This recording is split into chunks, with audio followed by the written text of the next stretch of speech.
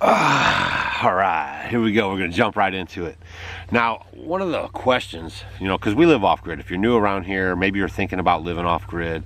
Maybe you considered it, maybe because of all the crazy going on. Maybe the last 2 years, you kind of were thinking to yourself, wow, I mean, they can shut down food and water and travel and make you stay at home, and maybe that kind of got you thinking in your head a little bit about how much control people have over your life. And you might be thinking, man, I might want to go live off grid and, be responsible for all my own stuff so that no one can basically have a control over me or lord over me. I mean, that could be something that you think about. For some people, it's just the freedom of it. Maybe you want to be debt-free and you want to be a little more intentional with your life, so you could live off-grid doing that too. And for us, it was a spiritual journey, and it was also a food journey. We wanted to grow our own food because the food, I don't know if you guys noticed, but the food is just getting disgusting. You can't even pronounce the ingredients. They're going to try to slip in more synthetic stuff on you guys. They want to start adding bugs into your food, which actually makes you sick if you do your own homework. Anybody talking about eating bugs in the future doesn't know anything about the human body, because you can't do it. It will make you sick. There's lots of different reasons why people want to live off grid. Some people just don't want to be bothered anymore.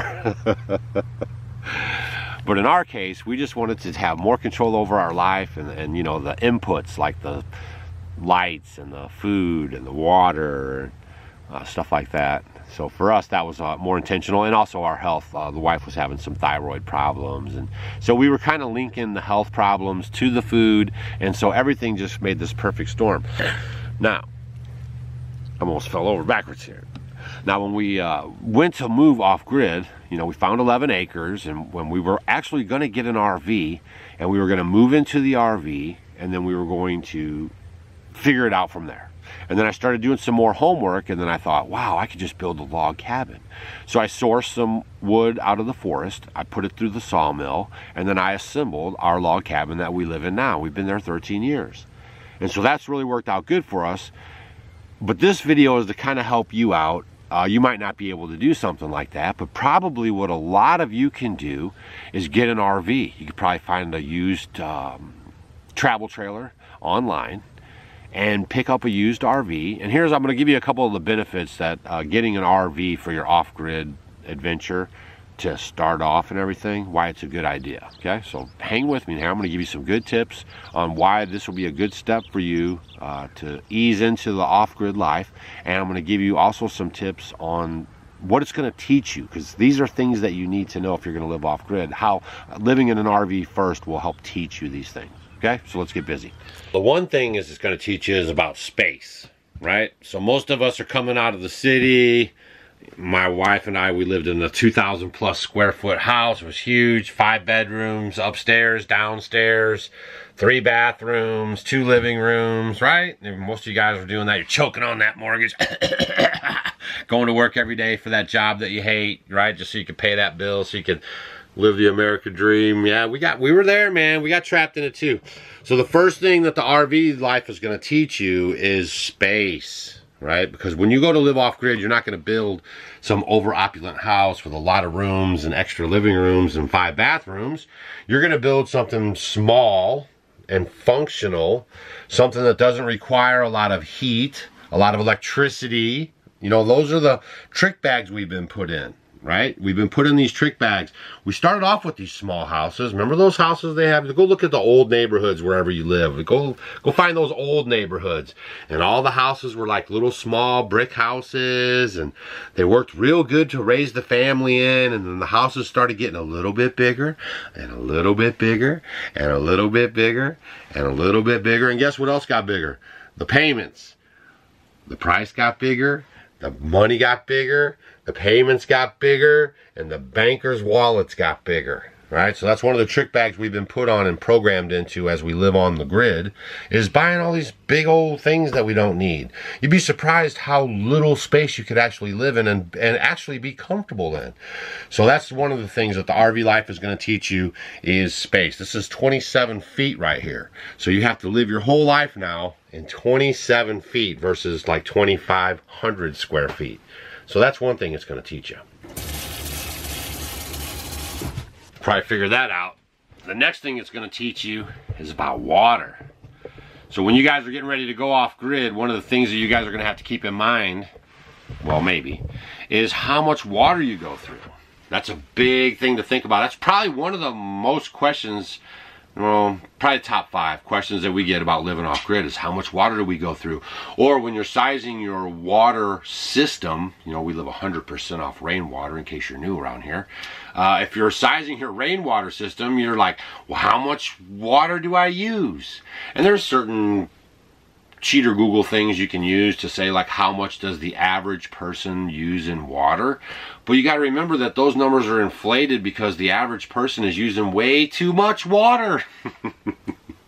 Especially like for going to the bathroom, right? We are in America, and most of the civilized world uses water to flush toilets, and it's the most archaic, most wasted or wasteful way to take care of going to the bathroom. If you're wanting to learn about that, you could look into composting toilets. We use a bucket and sawdust, and we cover it up, and then we put it into a bin, and then it sits for 2 years, and then we actually sprinkle that in our garden, and we put it on plants and everything. It's crazy. Phew, man, this channel is crazy. But that's definitely one thing that it's going to do, is teach you about the water. Because this is a 37-gallon tank, so as you're in here and you're using the water, and 1 day goes by and 2 days goes by, you're doing your dishes, you're going to the restroom, you know, you're gonna put a better finger on how much water you're actually going through on your daily. This is a 37-gallon tank that this RV holds, fresh water, so we can fill it up with 37 gallons, and you know, it's about 4 days worth of water for us, 5 days, because we're super conservative on using water for dishes and all that stuff. Okay, so that's definitely one thing that the RV life is going to teach you about, is your water consumption off grid. And if you're not going to live, you know, 100% off rainwater, you could have a well maybe on your property, but just don't have it in your mind that wells don't go dry, because wells do run dry. It might not be a big thing in a lot of places, but there are pockets and there are reasons for you to conserve the water, right? Just because you have a well doesn't mean you should just pump it dry, because it can dry out. That's all, my little caveat to the water situation.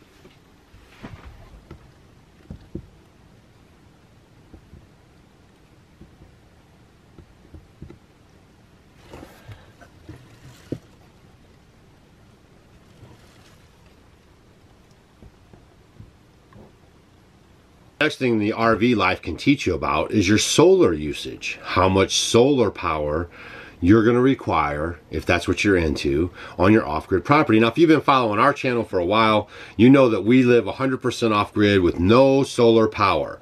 Doug is just not convinced on the solar power yet, and definitely it's an ROI, return on investment problem that I have. I cannot still see the benefit in having solar power. If you guys are going to move off grid, don't get it in your mind that you're going to have solar power and have air conditioning if you think you need air conditioning. If you're going to move off grid and you're going to run your house on solar power and you're just bent on having the air conditioning, you're going to be spending like $60,000 on a system. That just did not feel good for my ears. So we've been living for 13 years like the pioneers, okay? Like the Amish, basically. We have no solar power. We have the kerosene lights. We basically use a generator for power on demand. Whenever I need power, I'll just fire up the generator. And it's actually been working out very good for us. It's cost effective. And we are dabbling on the solar right now. So this, for me, actually was really good because we've been doing these speaking gigs.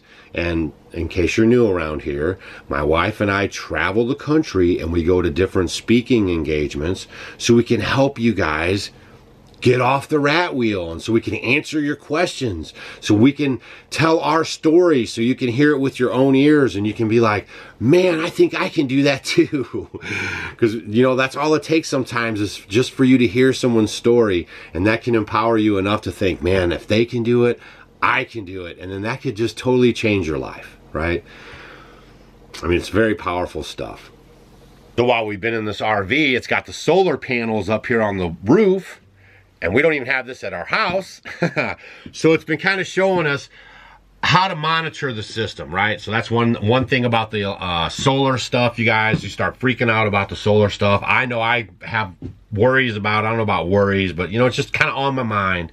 Stacy definitely is a worry wart about it, you know, like how many voltage, how much time do we have left, how much voltage, how much wattage, how much, you know what I mean? Like, I don't know, it just never did nothing for me. And you have to remember, we've been out here 13 years, and the solar is just kind of slowly getting a little bit better and maybe a little bit cost effective, right? But pretty much on Doug's books, it's still garbage.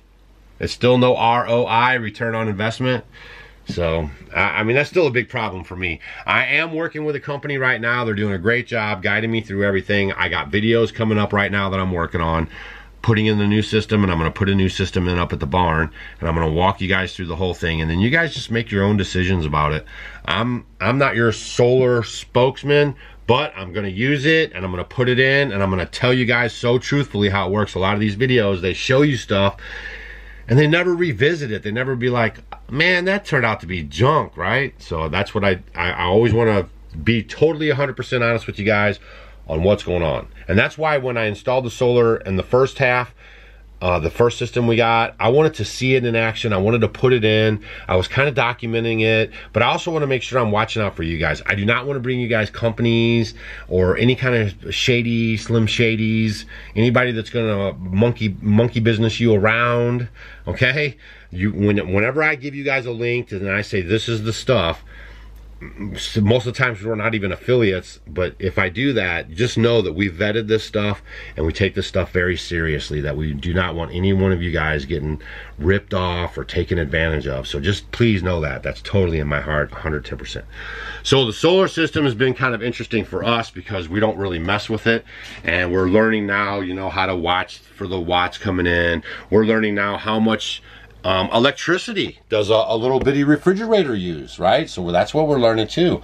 These little refrigerators now, they have them so energy efficient, they're dialed in pretty good, so barely draws any electricity. The heater in this unit here probably draws the most electricity when it kicks on and off. That's probably our biggest drain on the whole system, right? So definitely getting a RV, some of them, most of them now have solar on them. Or you could retrofit an older unit with just a couple of panels and an inverter and everything. You'd probably get out of that for $1,500 or $2,500 or something like that, $3 grand-ish. And then you can start, you know, monitoring your stuff, getting used to it before you actually put it into your new forever off-grid home. One of the other advantages about having an RV is to actually travel the country and see where you actually want to set up your homestead, right? Your off-grid homestead, if that's what you're after, or your off-grid life, because every state has different rules and regulations. Every state has different temperatures. I mean, there's just so much to take into account. So one thing too about the RV is that it allows you a little freedom to move about the country so you can find an area that works good for you. Now, Stacy and I, we already knew where we were gonna live. We didn't wanna move out of our state. Our state's really conducive on off-grid living and homeschooling and open carry and constitutional rights, and so we didn't want to leave that. We have 4 seasons. We get 40 inches of rain. That's another thing you guys want to think about when you're getting ready to go set up your off-grid place, right? You want to just put into consideration how much rainfall you get. We have friends that live in the desert of Arizona, and they still live 100% off rainwater, but they have a system that's 3 times bigger than what we have. So they only have one chance to capture all the water, and then they live off the water all year.